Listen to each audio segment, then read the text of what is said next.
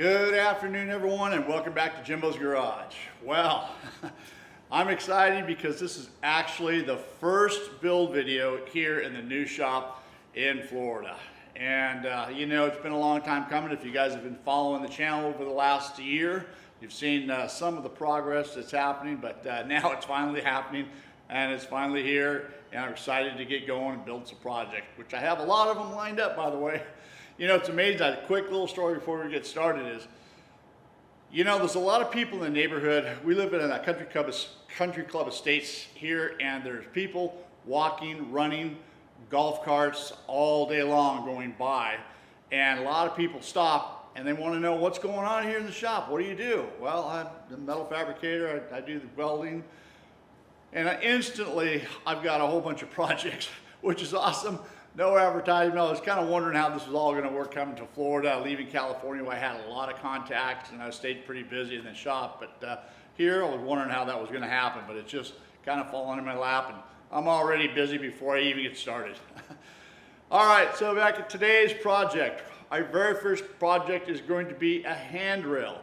I have built a storage unit over here. We'll go over there and I'll show you that. And I built some stairs going up to the loft area, storage area at the top, and I need to get some handrails on that for my safety, my wife, my kids' safety. They go up and down. It's kind of dangerous, so that's the first project. So let me take you over there, show you what we need, and let's get started.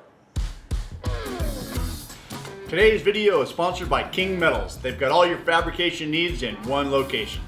From hinges to hardware, balusters to metal decor, brass to aluminum, and a whole lot more. You name it, they've got it. Check them out today at kingmetals.com. Now let's get back to today's video. Okay, here's what I'm talking about right here. I built these stairs that go up here, you know, to gain access to the loft above. There is no handrail on here. We're currently just grabbing a hold of the side or the stair as we go up. So thought it'd be a good idea. My wife had mentioned we need to get some handrails on this thing before somebody falls off or whatever. So great idea. So that's the project today. I'm going to start somewhere probably in about here, and then it'll be just a rail that goes up and over and attaches to the wall on this side here and attaches to the floor of the storage above. So that's the plan. So let's get started. All right, so for this project, I'm going to be using some 1.25" round tube. This is 095. Interesting little fact here, here in Florida. You know, in California, when I go to the metal supply store, they didn't really go by gauge thickness. They went by 095, 063, 120 wall, 250 wall, that type of stuff, because that's what I'm used to. But here in Florida, they don't go by that. They go by gauge. You know, 18 gauge, 16 gauge, 11 gauge. And so, although I'm familiar with what they are, I'm just gonna have to make that adjustment right here. So this is some 14 gauge 1.25" tubing, okay? And then I've also got some 1.5" by 11 gauge angle iron, which is 1/8 of an inch, or not 11 gauge. Yes, that's 1/8 of an inch apparently. All right, so I'm learning. All right, so this is the material we're going to use, and I think I'm just going to have it about 4 inches off the stairs itself. That's a good dimension to get your hands around real easy, no problem, and work your way up. I don't want to have it too far sticking out. It just doesn't look right, or too close. I think 4 inches is a good distance. All right, here we go. Well, I'm over at my new cutting station. This is the first time I'm actually going to use this station. It's a lot longer and a lot more usable than my other one in California. This one here is 17 feet long. It's allowing me to get some longer pieces on there, and I'll go over that with you here in just a little bit.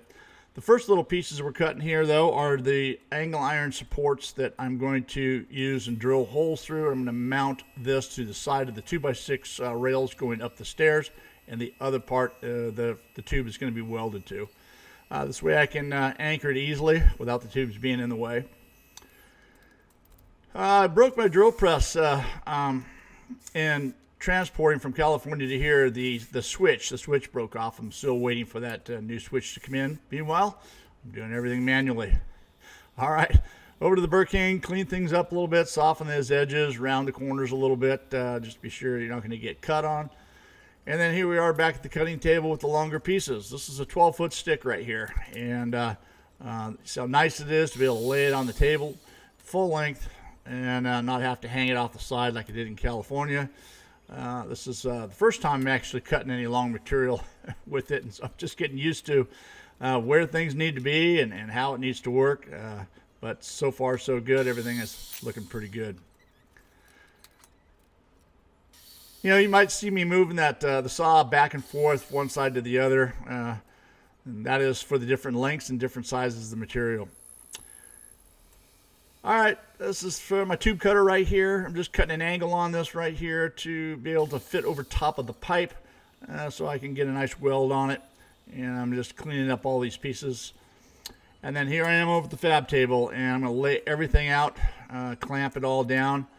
And that's the beauty of having a fabrication table. Everything is nice and square and flat, and makes things a lot easier. A little bit more on that a little bit later on.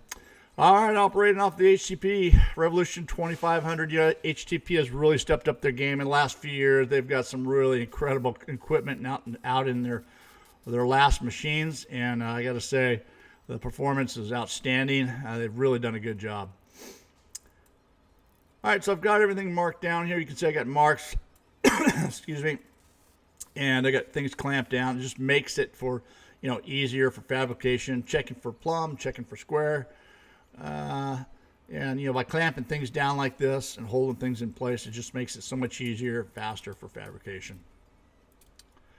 I got to say, it's been a year since I've done any kind of serious welding. And I was kind of wondering if I was going to lose the touch or I would have to relearn. But no, it's just like riding a bike. It kind of, as soon as I fired up that machine, laid the first bead down, it felt great, and I'm really looking forward to moving forward there. All right. So here I'm grinding the welds down. A lot of people frown on that. A lot of people say it weakens the weld, it weakens the part. Don't grind your welds, and they're probably right. I'm not going to disagree with that, but I've been doing it this way for 15 years, and I haven't had any failures, and I'm going to continue to do it because this is what I like to do. I like everything nice and smooth. I like the way it looks. I don't like seeing welds if I don't have to. Now, you can't get all the welds, but you can get the ones that are visible or the ones that you can get to. In this case, a lot of hands are going to be running up and down these rails, and it's nice to have everything nice and smooth. So I'm going to continue to do what I'm doing. Just because I like to, and that's what I like. All right, there's the first one. It's in place, or I should say it's done, and on to the second one. It's very similar. I'm not going to spend a lot of time with this. It's basically a lot of the same parts. This one here is going to have a funny angle at the top. It is going to have a return. It's about 36 inches down to the floor of the loft. And so there's a few different angles and a couple more different pieces on there, but we'll get it done. And here's, again, the fabrication table and clamp and everything. This one here, I clamped everything, every piece into place, I should say. Put lots of clamps down, got everything laid out, and now I can just go right down the line and just put everything together and get everything welded. And now that that's all done, I've taken those clamps away. This is the back side. I've flipped it around. And then there's that funny little angle I was telling you about. It's got a little weird little angle to it. Hope it works out. I was up on the ladder there with the tape measure and an angle finder and a little level. So hopefully it works out in my favor. All right, just down to the last little bit right here on this. Again, grinding these welds down with a flap disc. My choice is 60 grit. This is from Champion Cutting Tool. They got some really nice stuff over there. I just love their products. Been using them for years. It worked well for me.